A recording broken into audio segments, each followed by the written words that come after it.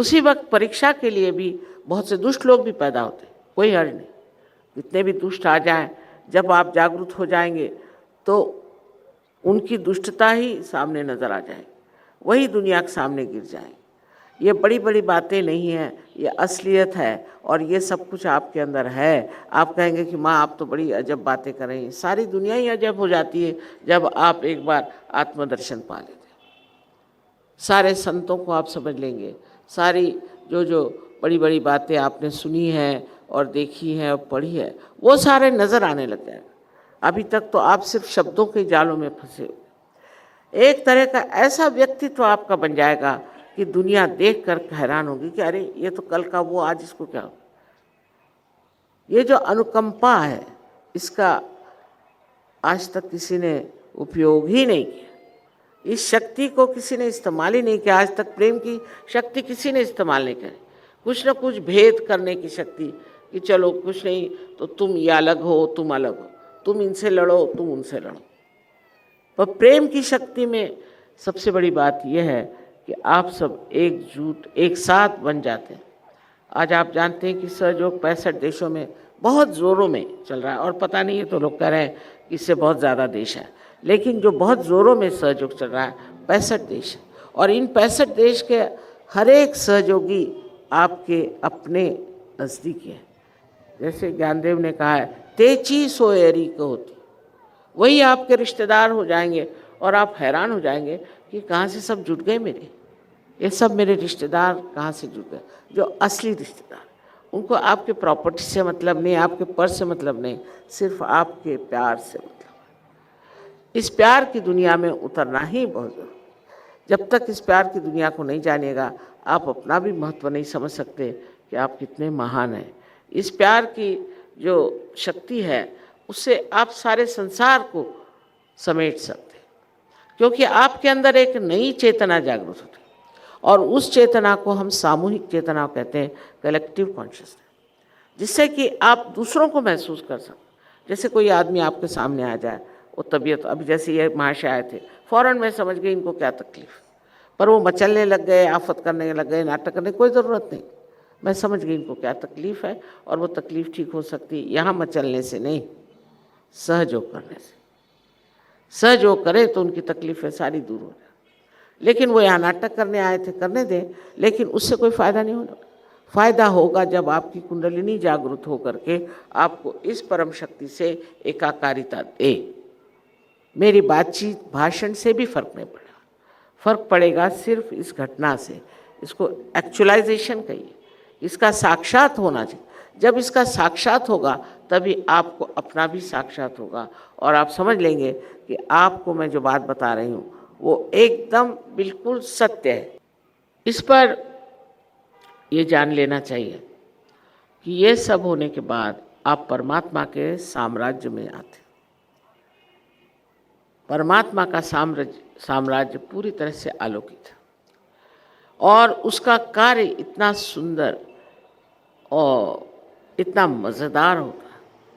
जिस तरह से नाटक खेलते, उस तरह से उनके साम्राज्य में ये परम चैतन्य जो है ये कार्यान्वित होता है। इससे बढ़ के होशियार, इससे बढ़ के प्रेममय और इससे बढ़ के एफिशिएंट जिसको कहना चाहिए और कोई भी शक्ति नहीं।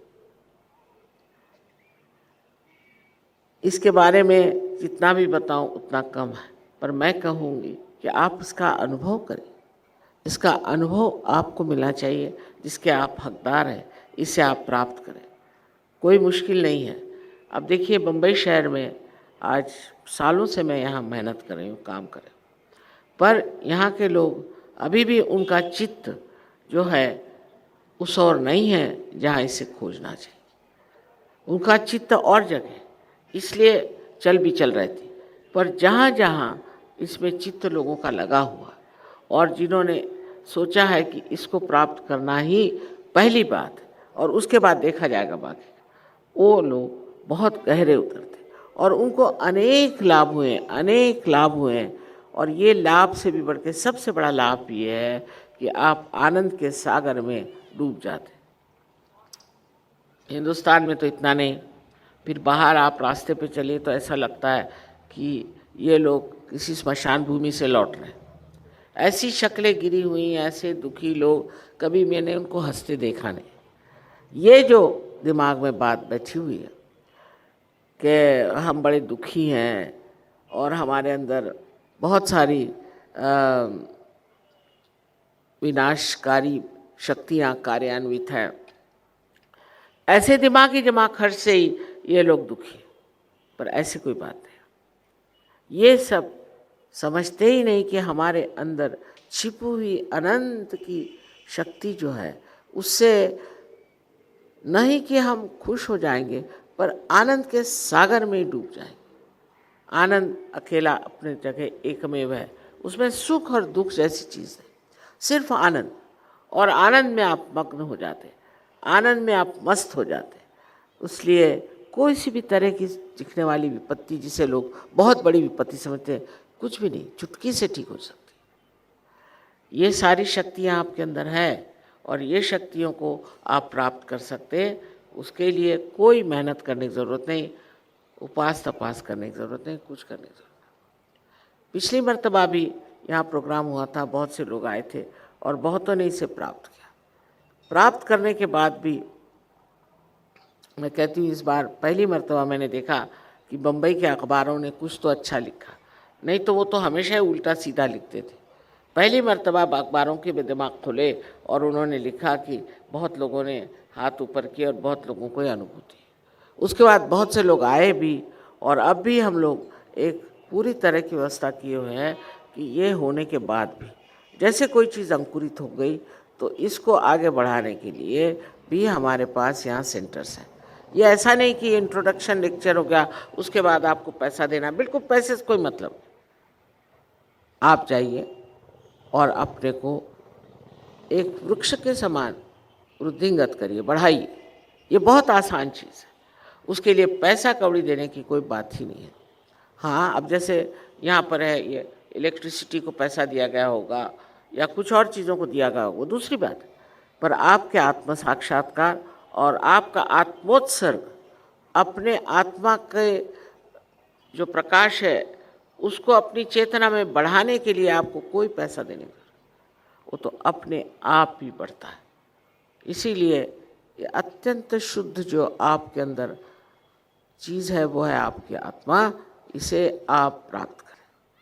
आज तक वो एक साक्षी स्वरूप होकर ही बैठे हुए थे, देख रहे थे, अब वो आपके चित्त में आ जाए और उसको आते ही आपकी उत्क्रांति की जो स्थिति मनुष्य की है वो अति मानव की स्थिति में पहुंच जाए। ये बिल्कुल झूठ बात नहीं है और ये होने का समय आ गया है।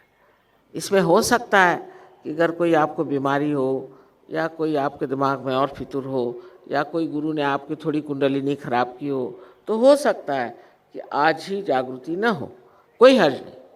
पर आज तक मैंने देखा नहीं कि सहयोग में कोई आया हो और वो कहता हो कि नहीं हुई कोई चीज़। एक दो बार आपको आना पड़ेगा सेंटर्स पे।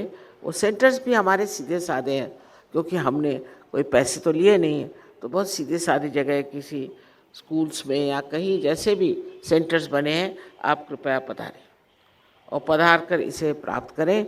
अपने आत्म साक्षात्कार का पूरी तरह से मान रखना, ये आपको आपके लिए बाध्य है, बंदी। ये अगर आपने मान नहीं रखा अपना, तो कौन आपका मान रखेगा?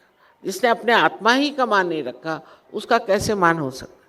पर अगर आपने अपने आत्म साक्षात्कार को मान्यता दी और नम्रतापूर्वक इसे स्वीकार किया, तो ये चीज़ ज़रूर घटित होगी और घटित होकर के आप स्वयं को पाइएगा कि आप कहाँ से कहाँ पहुँच गए।